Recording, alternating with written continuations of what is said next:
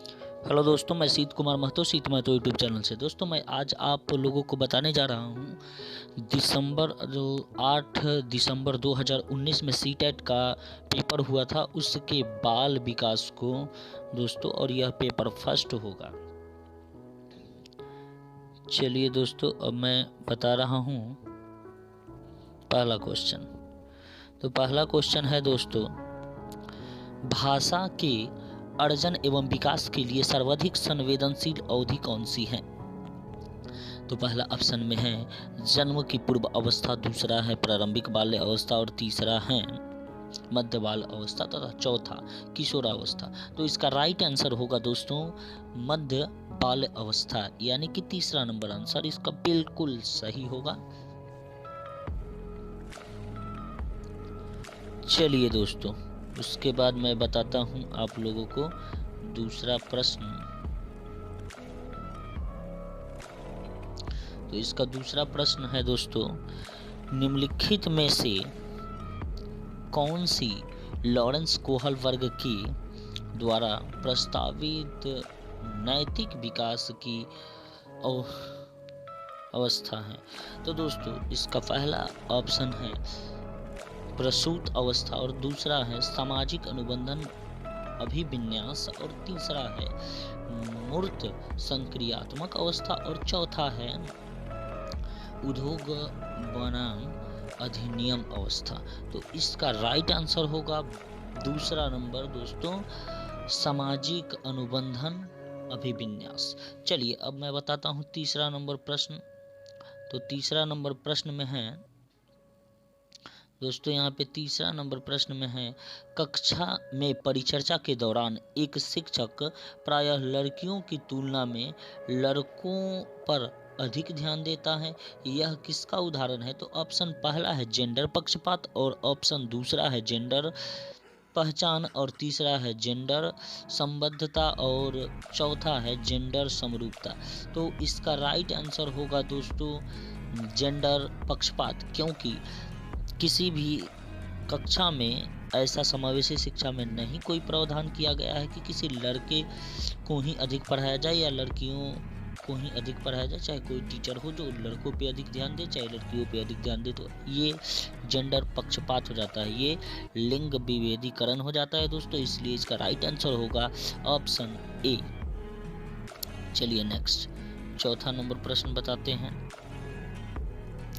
चौथा नंबर प्रश्न है दोस्तों, बच्चों में जेंडर रूढ़िवादिता एवं जेंडर भूमिका अनुरूपता को कम करने के लिए निम्नलिखित में से कौन सी पद्धति प्रभावशाली है? तो दोस्तों, पहला है जेंडर पक्षपात के बारे में परिचर्चा, दूसरा है जेंडर विशिष्ट भूमिकाओं को महत्व देना और तीसरा है जेंडर पृथक खेल समूह बनाना और चौथा है जेंडर पृथक बैठने की व्यवस्था करना। तो दोस्तों, इसका राइट आंसर होगा ऑप्शन ए, जेंडर पक्षपात के बारे में परिचर्चा करना। दोस्तों, जेंडर रूढ़िवादिता मतलब लिंग विभेदीकरण, अगर इसको बढ़ावा देना है तो लिंग विभेदीकरण जो है उसमें कमी लाना है, उसके बढ़ते हुए स्वरूप में कमी लाना है। तो इसके लिए हमको सबसे अच्छा तरीका मिलेगा कि जेंडर पक्षपात के बारे में परिचर्चा करें कि इससे क्या क्या हानि होता है जेंडर पक्षपात से, तभी इसमें कमी लाया जा सकता है दोस्तों। तो इसलिए इसका राइट आंसर होगा जेंडर पक्षपात के विषय में परिचर्चा। चलिए अब इसके बाद बताते हैं पांचवा नंबर प्रश्न। तो पांचवा नंबर प्रश्न है दोस्तों, पांचवा नंबर प्रश्न है, निम्नलिखित में से किस मनोवैज्ञानिक ने बच्चों को ज्ञान के सक्रिय जिज्ञासु के रूप में देखते हुए उनके चिंतन पर सामाजिक एवं संस्कृति विषय वस्तुओं के प्रयोग को महत्व दिया? तो दोस्तों, इसका पहला ऑप्शन है जॉन डिब्बी ने और जॉन बी वाटसन ने और दूसरा ऑप्शन है जॉन लेव वाइगोस्की ने, और तीसरा है जीन पियाजे ने, और चौथा है लॉरेंस कोहलबर्ग ने। तो इसका राइट आंसर होगा दोस्तों, इसका राइट आंसर होगा दूसरा नंबर, लेव वाइगोस्की ने। तो लेव वाइगोस्की ने क्या किया दोस्तों, तो इन्होंने देखा कि बच्चे मनोवैज्ञानिक और ज्ञान के सक्रिय जिज्ञासु होते हैं, वो खोज करते रहते हैं, चिंतन करते रहते हैं, और खोज करके जो भी सीखेंगे वह क्या होगा, प्रभावकारी होगा। तो इसका राइट आंसर होगा दूसरा नंबर ऑप्शन। चलिए दोस्तों, अब मैं बताता हूँ छठा नंबर प्रश्न। तो छठा नंबर प्रश्न में है, छठा नंबर प्रश्न में को करते समय 5 वर्ष की नजमा स्वयं से कहती है, नीला टुकड़ा कहाँ है, नहीं यह वाला नहीं, गाढ़े रंग वाला जिससे यह जूता पूरा बन जाएगा। तो इस प्रकार की वार्ता को वाइगोस्की किस तरह की संबोधित करते हैं। ऑप्शन ए में है व्यक्तिगत वार्ता, ऑप्शन बी में है जोर से बोलना, ऑप्शन सी में है पार या ढांचा, और ऑप्शन डी में है आत्म केंद्रित वार्ता। तो इस छठे नंबर का पहला प्रश्न, पहला जो ऑप्शन होगा वह बिल्कुल सही होगा दोस्तों, पहला ऑप्शन, यानी कि ये आत्म वार्ता। जो जिज्ञासा है, 5 वर्ष की जिज्ञासा पहेली करते समय क्या बोलती हैं कि जो नजमा है ये स्वयं से कहती है, स्वयं से कि यह नीला टुकड़ा ये वाला नहीं, जो गाढ़े रंग का है। मतलब इससे क्या होता है कि इससे इसमें खुद से अपने आप से खुद वार्ता करती है, मतलब अपने आप में बात करती है, तो इसलिए इसे क्या कहते हैं, व्यक्तिगत वार्ता कहेंगे दोस्तों। चलिए इसके बाद है 7वां नंबर प्रश्न। इसके बाद 7वां नंबर, तो 7 में है दोस्तों कि बच्चों को संकेत देना तथा आवश्यकता पड़ने पर सहयोग प्रदान करना निम्नलिखित में से किसका उदाहरण है। तो दोस्तों पहला ऑप्शन है प्रबलन का, दूसरा है अनुबंधन का, तीसरा है मॉडलिंग का, और चौथा पार का यानी ढांचा का। तो चलिए दोस्तों, 7 का चौथा ऑप्शन बिल्कुल सही होगा, पार यानी ढांचा का। मतलब बच्चों को सहयोग प्रदान करना, आवश्यकता पड़ने पर सहयोग प्रदान करना, ये क्या कहलाएगा, ढांचा कहलाएगा, यानी कि पार कहलाएगा। चलिए दोस्तों, नेक्स्ट 8वां नंबर प्रश्न बताते हैं।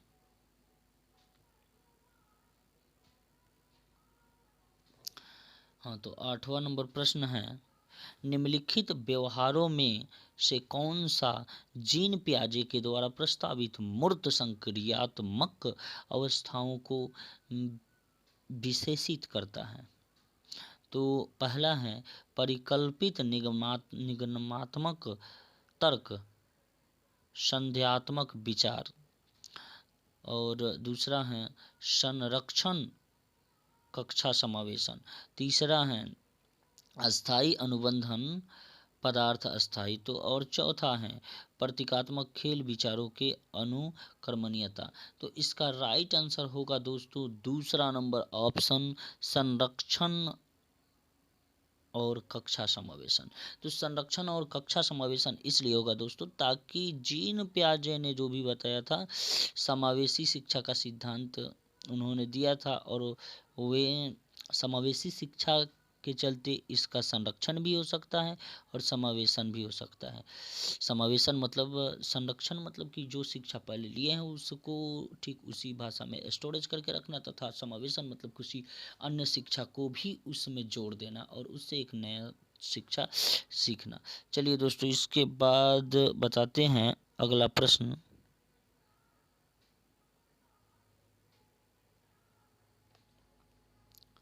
तो बताते हैं आपको दोस्तों नेक्स्ट क्वेश्चन। चलिए 9वां नंबर प्रश्न।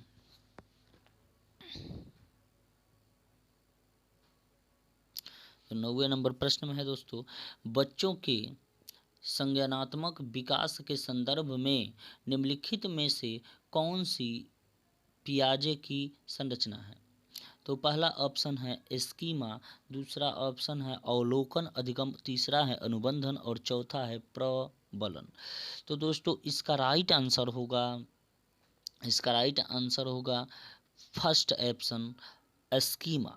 इसका right answer first option schema होगा दोस्तों। चलिए इसके बाद मैं बता रहा हूँ 10वां नंबर प्रश्न। तो 10वां नंबर प्रश्न है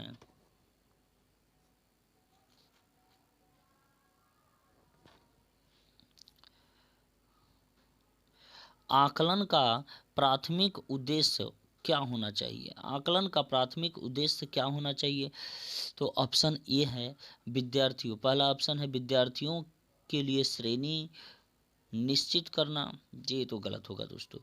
दूसरा नंबर संबंधित अवधारणाओं के बारे में बच्चों की अस्पष्टता तथा भ्रांतियों को समझाना, और उसके बाद तीसरा नंबर विद्यार्थियों के प्राप्तांकों के आधार पर उनको नामांकित करना, और चौथा नंबर है रिपोर्ट कार्ड में उन्नति या अउन्नति अंकित करना। तो दोस्तों इसका राइट आंसर होगा दूसरा ऑप्शन संबंधित अवधारणाओं के बारे में बच्चों की अस्पष्टता तथा भ्रांतियों को समझाना। तो दोस्तों इसका राइट आंसर क्या होगा? ऑप्शन 2, इसलिए कि विद्यार्थियों को उनके जो भी अवधारणाएं हैं उसको स्पष्ट रूप से समझा देना चाहिए तथा इसमें क्या भ्रांतियां हैं इसे भी समझाना चाहिए। तो ये ज़्यादातर उद्देश्यों को प्राप्ति कराता है, तो इसलिए इसका राइट आंसर दूसरा ही होगा दोस्तों। चलिए इसके बाद बताते हैं 11वें नंबर प्रश्न को।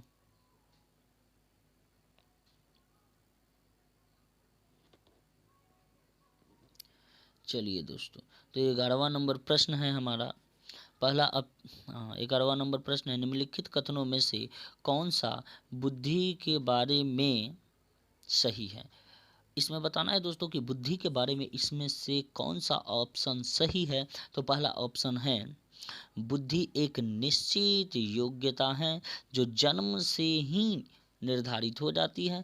ऑप्शन दूसरा, बुद्धि को मानकीकृत परीक्षणों के प्रयोग से सटीक रूप से मापा एवं निर्धारित किया जा सकता है। इसके बाद तीसरा है दोस्तों, बुद्धि एक एकात्मक कारक तथा एक एकांकीय विशेषक है। चौथा नंबर ऑप्शन है दोस्तों, बुद्धि बहुआयामी तथा जटिल योग्यताओं का एक समूह है। तो दोस्तों इसका राइट आंसर होगा ऑप्शन चौथा, क्योंकि बुद्धि बहुआयामी होता है तथा यह जटिल संयोग योग्य भी संयोग का एक क्या होता है? समूह होता है। तो बुद्धि बहुआयामी होता है, इसलिए इसका राइट आंसर होगा दोस्तों ऑप्शन चौथा। चलिए अब बताते हैं आपको 13वां नंबर प्रश्न, नहीं 12वां नंबर प्रश्न दोस्तों। चलिए 12वां नंबर प्रश्न है, रूही हमेशा समस्या के एकाधिक साधनों के बारे में सोचती है, इनमें से काफ़ी साधन मौलिक होते हैं। रूही किन गुणों का प्रदर्शन कर रही है? तो दोस्तों पहला ऑप्शन है सृजनात्मक विचार, दूसरा है अभिसारी विचार और तीसरा है अन्वय विचारक और चौथा है आत्म केंद्रिक विचार। तो दोस्तों इसका राइट आंसर होगा पहला ही सृजनात्मक विकास, क्योंकि रूही समस्या के एकाधिक साधनों मतलब एक से समस्या सुलझाने के एक से अधिक साधनों के बारे में सोचती है, मतलब ये सृजनात्मकता को पोषित करती है, इसलिए यहाँ पे फर्स्ट ऑप्शन सही होगा। चलिए अब बताते हैं नेक्स्ट, अब बताते हैं 13वां नंबर प्रश्न दोस्तों। तो 13वां नंबर प्रश्न है, शिक्षण अधिगम प्रक्रिया में वंचित समूह से संबंधित विद्यार्थियों के द्वारा सहभागिता कम होने की स्थिति में एक शिक्षक को क्या करना चाहिए? तो पहला ऑप्शन है बच्चों को विद्यालय छोड़ने के लिए कहना चाहिए। दूसरा ऑप्शन है इस स्थिति में जैसी है स्वीकार कर लेना चाहिए, यह स्थिति जैसी है स्वीकार कर लेना चाहिए। तीसरा नंबर, इन विद्यार्थियों से अपनी अपेक्षाओं को कम करना चाहिए। और चौथा नंबर है अपनी शिक्षण पद्धति पर विचार करना चाहिए तथा बच्चों की सहभागिता में सुधार करने के लिए नए तरीके ढूंढने चाहिए। तो दोस्तों इसका राइट आंसर होगा ऑप्शन चौथा। फोर्थ नंबर ऑप्शन इसका राइट होगा, अपनी शिक्षण पद्धति पर विचार करना चाहिए और बच्चों की सहभागिता में सुधार करने के लिए नए तरीके खोजना चाहिए दोस्तों, क्योंकि वंचित वर्ग के बच्चों में सहभागिता कम है और हमें इसमें सहभागिता अच्छा दिखाना है, तो फिर नए तरीका तो ढूंढना ही पड़ेगा दोस्तों। चलिए आगे बताते हैं अब 14वां नंबर प्रश्न।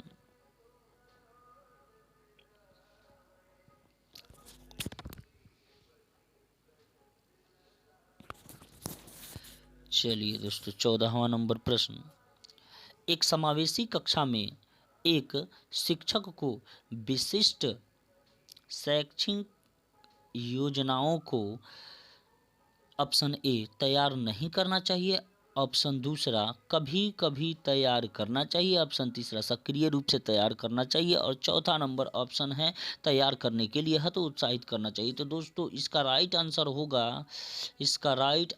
होगा तीसरा नंबर ऑप्शन कि एक समावेशी कक्षा में जो ये योजनाएं हैं वो तो तैयार किया ही जाना चाहिए दोस्तों। एकदम सक्रिय रूप से तैयार होना चाहिए, तभी विकास हो सकता है बच्चों का और शिक्षक भी अच्छे तरीके से पढ़ा सकते हैं। तो इसका राइट आंसर होगा तीसरा नंबर, सक्रिय रूप से तैयार करना चाहिए।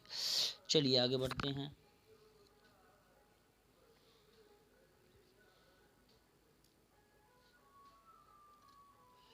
अब है दोस्तों 15वां नंबर प्रश्न।